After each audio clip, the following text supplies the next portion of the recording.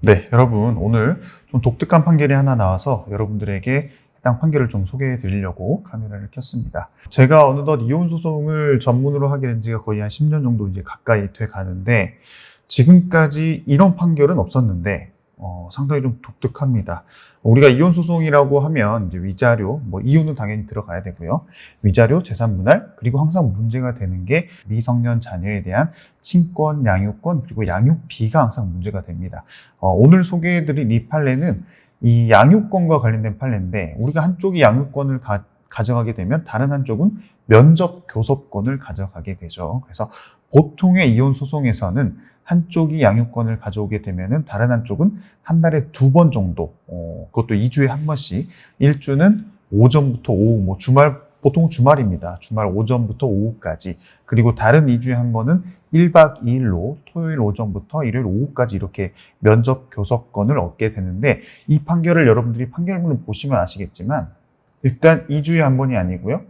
매주입니다. 그리고 매주인 판결에서도 제가 가지고 있던 판결문을 보면은 매주 토요일 하루, 일요일 하루 이렇게는 서로 협의가 어느 정도 되면은 그런 판결문은 어느 정도 있어 왔어요. 하지만 이 판결은 매주 2박 3일입니다. 이 사건에서는 이제 아빠죠. 아이의 아빠가 금요일 오후 6시부터 일요일 오후 8시까지 면접 교섭권을 행사할 수 있게 되는데 사실 이 사건은 제가 했던 많은 사건들 중에서도 상당히 이 양육권 가지고 정말 치열하게 다퉜던 사건 중에 하나긴 합니다.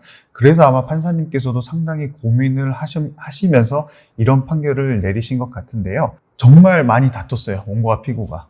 이 아이의 양육권을 가지기 위해서. 그래서 실제로 이 사건이 이혼 소송이 시작되기 전에 이제 한쪽이 별거를 하게 되면서 그 별거를 하면서 아이를 데려갔는데 이제 아빠가 다시 아이를 데려오면서 이제 약취 유인죄로 형사 고소까지 들어간 사건이었습니다. 이 형사 사건은 아직 결론이 나지 않긴 했는데 어찌됐건 이혼 사건에서는 아빠가 이렇게 2박 3일을 매주 면접 교섭할 수 있게 된 아주 독특한 사건이었습니다. 판사님께서도 이 아이의 아빠와 엄마가 서로 친권과 양육권을 가지고 오기 위해서 정말 많은 노력을 한 것을 증거로 계속 제출을 하다 보니까 정말 많은 고민을 하셨는데 실제 선고 날에 말씀하시기를 미국에는요 공동 양육권이 존재합니다.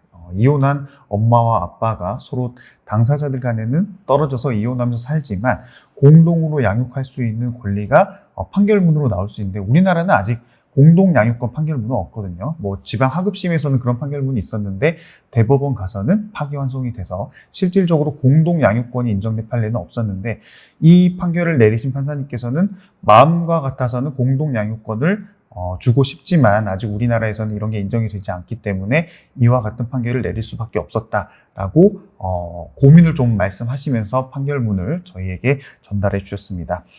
그리고 판사님도 그렇고 저희도 그렇고 이 판결이 나고 나서 무조건 양측이 항소할 것으로 예상을 했었어요.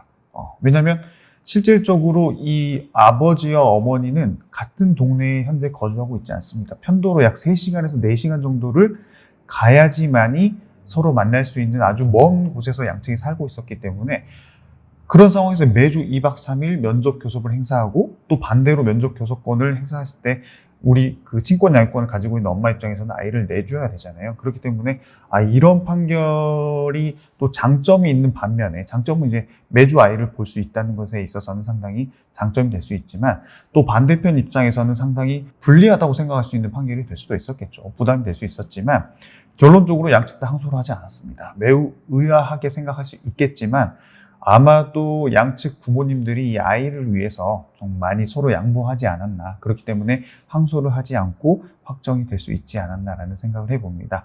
오늘 소개해드린 이 판결은 앞으로 또 이런 판결이 얼마나 많이 있을지 모르겠습니다. 양측이 서로 치열하게 다퉜고 이런 매주 면접 교섭권을 이행할 수 있는 부분에 있어서 서로 합의도 되지 않았어요. 그렇기 때문에 이런 판결이 앞으로 얼마나 나올 수 있을지 모르겠지만 이 판결을 내려주신 판사님도 정말 많은 고민 끝에 이런 판결을 내려주신 것으로 생각해서 개인적으로 되게 좀 따뜻한 마음이 들었고요. 결론적으로 당사자분들도 만족을 했기 때문에 항소를 안 했다라는 생각을 했을 때에는 최근 들어 보기 힘든 좀 마음 한켠으로 따뜻한 판결문이 아니었나 하는 생각이 듭니다. 우리 구독자 여러분들도 물론 이혼할 일이 없어야겠지만 부득이하게 이혼을 생각하시게 되고 또 양육권과 친권에 있어서 다툼을 생각하시게 된다면 이런 판례도 있다는 걸 감안하셔서 이혼을 준비하시면 될 것 같습니다. 이상 김민재 변호사였습니다. 감사합니다.